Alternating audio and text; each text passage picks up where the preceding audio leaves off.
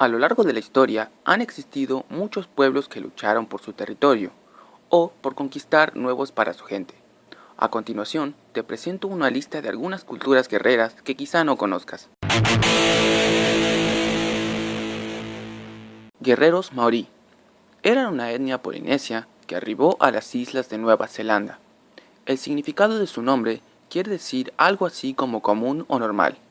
Se cree que los maoríes se establecieron allí en varias y sucesivas migraciones datadas desde el siglo X y que probablemente concluyeron en el siglo XIV.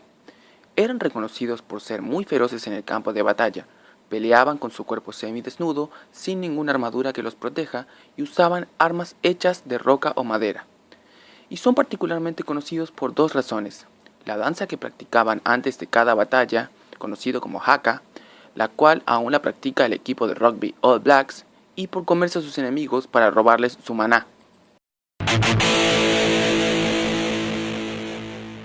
Los escitas.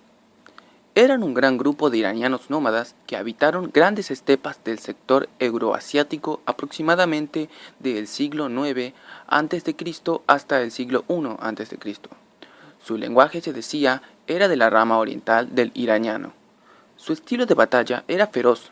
Contaban con armas de primera mano, armaduras de cuerpo completo compuesto por crevas, peto y yelmo, todas con piezas de metal, así como también espadas, lanzas y arcos, los cuales eran capaces de disparar aún montando a caballo a altas velocidades.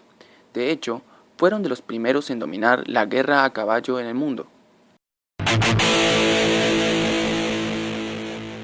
Los Asende. Son un pueblo que proviene del centro norte de África. Cuentan con una población aproximadamente de 1 millón de personas. Los guerreros varones habitualmente se formaban entre los 12 y los 20 años. La palabra ascende quiere decir pueblo que posee muchas tierras, y se debe a que en el pasado fueron unos conquistadores feroces. En batalla usaban lanzas y armas hechas con roca, así como también porras. Portaban unos característicos escudos con forma ovalada, su única protección, ya que también peleaban sin armadura. Se dice que eran caníbales y que para infundir el terror en sus enemigos se afilaban los dientes en punta e iban a la batalla al grito de ñam ñam, que en lengua dinka se traduce como grandes comedores.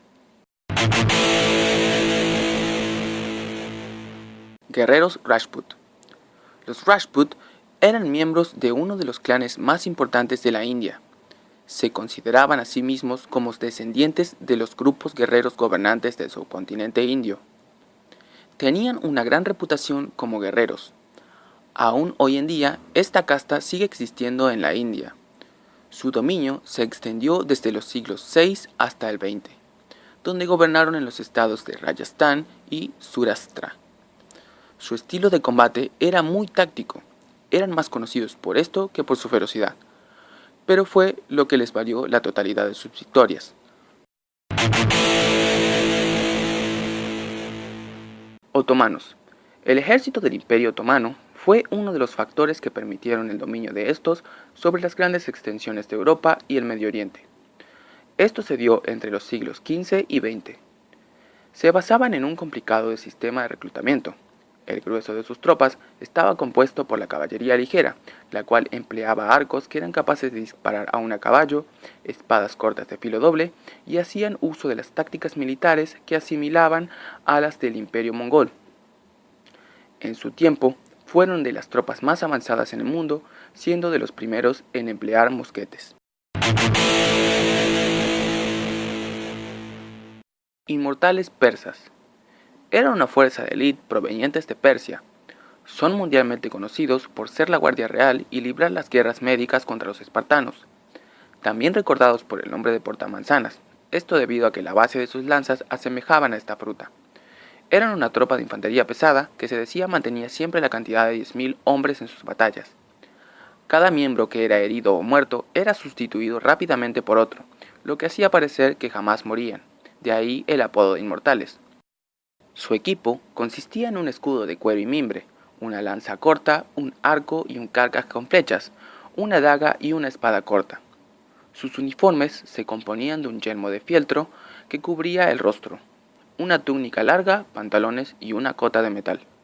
Si el video te pareció interesante, dale pulgar arriba y compártelo. Si quieres que hable de algún tema en específico, házmelo saber en la caja de comentarios.